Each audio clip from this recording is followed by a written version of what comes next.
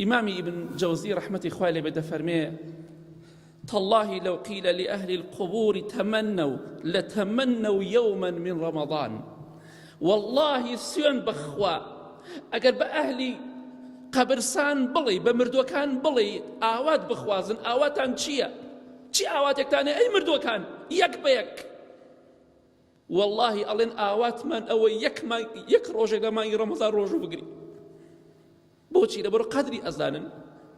والله ئاواتی ئەوە دەخوازن یەک ڕۆژێک لە ڕەمەزان زیندوو ببنەوە ئەمڕۆ فتار بکەن و بمرن بەس یەک ڕۆژ. دەیخۆ ئەو فرسەتی بە تۆ داوە ئەو ئاواتەی کە مردووەکان هەیانە خوا بە تۆی بەخشیوە هەتا مردن پشتیوان بەخوا بە ڕۆژوو بە خوا بناسە و خوا پەرستی بکە ئەو کاتە لە دوای مردنت خەمبار نابیت بێتاقەت نابی پەشیمان نابیتەوە چونکە لە دنیادا ڕەمەزانت بەڕێ کرد بە عیبادەت و بە خوا پەرستی. ڕەمەزان عیبادەتی خواپەرستی تیا ئەنجام بدە. ڕەمەزان بۆ فلیم و بۆ دۆمینە دروست نەکراوە نەهاتووە بۆی نەهاتوە دوای تەراویحەکە دەستکە دۆمینە و فلیم و گۆرانی و نازانم چی و چی ئەوە پێشوازی لە ڕەمەزان ئەوە ناکرێ برای بەڕێز. قورئان بخوێنە.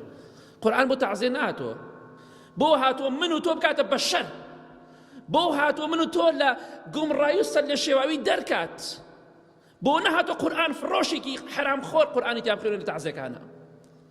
قورئان بۆ بەختەوەری مرۆڤەکان هاتووە نەک بۆ تەعزیە نەک بۆ سەر قەبرستان. مردوەکان ئاواتی ئەوە دەخوازن یەک ڕۆژێک لە ڕەمەزان زیندوو بنە و ڕۆژووی تێدا بگرن.